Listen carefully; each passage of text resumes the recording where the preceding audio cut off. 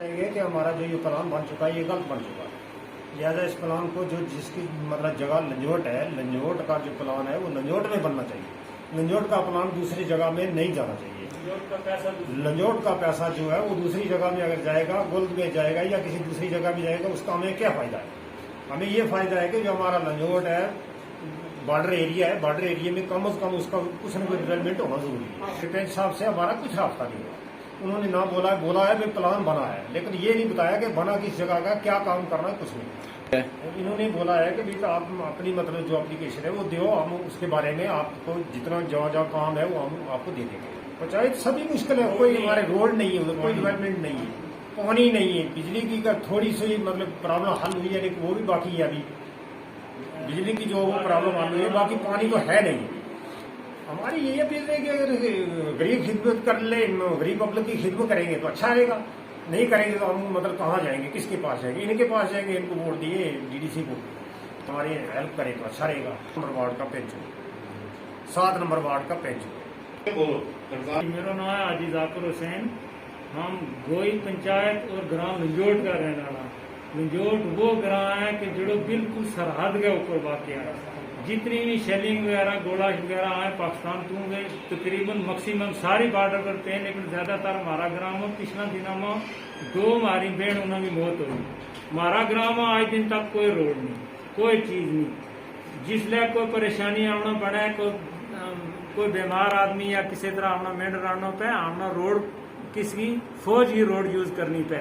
उस तो बाद एक हमारी अर्ज है कि हमारा ग्राम है पंचायत को जो पैसों आयो 23 लाख रुपये आयो, हमने सुनियो उसका प्लान का बारे में हमने कोशिश की कि वो किस तरह बनो, सरपंच साहब ने किस तरह बनायो, GRS ने किस तरह बनायो, ना मेम्बरा ना पतो, ना GRS ना पतो, ना GRS ने बनायो के कियो मारो पैसो जड़ो सो 7 लाख किसे पंचायत में दी तो दुआ ग्राम में दी तो एक कमेटी आल रखियो वो भी GRS के कार, एक मीटिंग आल रखियो वो भी GRS के कार। 2 लाख रुपये बचे जड़ो वो उन्होंने क्या कियो कि गेड़ है उन्होंने तू अगली कसी में 200 मीटर गेड़ है, वो भी उन्होंने लिखियो कि महला लंजोट तू महला खालद, ना कोई खालद को महलो है लंजोट में, ना कोई मारी या आर्ज है भाई।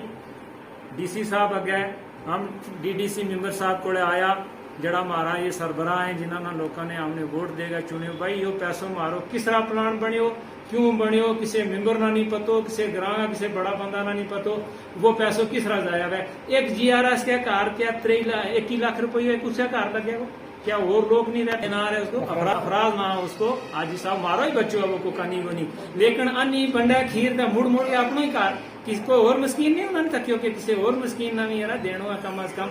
हमारा ग्राम है नीचे एक रोड है, मेरा बेड़ा चुन लगे खुदाई कसमें तालाब बने हुए, हमारी बच्ची पानी पर नहीं जा सकती, इतनी परेशानी है। तो उन्होंने एक रोड ट्रैक्टर रोड लिखे 200 मीटर गेड़ है उन्होंने कार तू अगे, वो भी उन्होंने 2 लाख रुपये अपने कार लायो। क्या और गांव में नहीं रोक रहता? हमारी फिर पंचायत जड़ी है निसर जड़ी है पर है या फेंसिंग लाइन जड़ी है ना इस तू अगे है वह देरी पंचायत अद्धी पर है अद्धी उर है, उसका 4 मेंबर है, ईद का 3 मेंबर है। किसी मेंबर ना नहीं पूछो, किसी बंदा ना नहीं पूछो, ना बुलायो किसी ना कुछ, अपनी मर्जी ना प्लान बनायो लेगा दे छोड़ो। हमने पूछो उन्होंने नहीं किया जी, प्लान ही कोई नहीं बनया, पैसा नहीं आया गवर्नमेंट की तरफ। अपील करा जनाब इंतजामिया ना, BDO साहब ना, DD साहब ना, चेयरमैन साहब ना, DC साहब ना हम करा या अपील करा और अर्ज करा कि मस्कीन वो हक जड़वा वो मस्कीन ना मिले। यो प्लान कैंसिल किया जाए, न्यो प्लान जड़ो है ग्राम है बीच बैस के बनाया जाए, जड़ा जायज काम है ये काम किया जाए, मारो इससे बड़ी इत्तेफाक है बस। नाम नंबरदार गिरी लो बाग से नाम मेरो आज दिन तक कोई दस मारो गवर्नमेंट अगर पैसा दे तो कोई आज दिन तक एक पैसा मार जान लग रोड जी हूं दसी ना कि मेन रोड तो सुना जगह तो एक ट्रैक्टर रोड दिता जाए ये जो पैसा नौ लगा है इस पैसा हमारी जगह देरी का बिल्कुल कोई पैसा नहीं हो, कोई पैसा नहीं लगा है गोल्ड में कोई रोड का और देरी का मेंबर है 7 सरपंच है, 4 मेंबर देरी का 3 मेंबर इतना है रोड का जिसमें तो देरी का वो तो ना ही नहीं रखे क्या पता है या कोई ऐसा नहीं है। तो आज दिन तक कोई देरी का कोई पैसा नहीं गवर्नमेंट की तरफ देरी की रात पोजिशन जी बहुत खराब है। आम तो ज्यादा टूर चढ़ाई रस्तों 2 घंटा सफर मारो तो जिस रोड का जो थोड़ी सी रोड निकल दी है कोई 200 मीटर उसका कुत्ते मिल सकते हैं।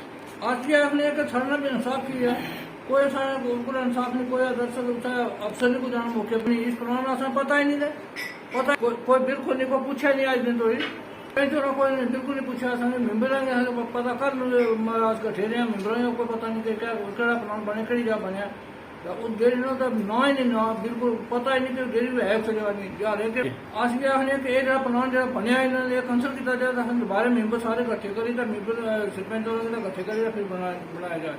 और जो पंचायती कम जनाब पहले कोई होया है उन्हें पैसे नहीं लगे असें कमीशन भी दे रहे सब कुछ आज दिन तो कोई पैसा नहीं लगा सकते तो जो पंचायत पहले पैसे कम बने कोई पैसा नहीं कोई कख नहीं तो खुदा वास्ते जो डीआर है इसी जनाब साढ़े को जान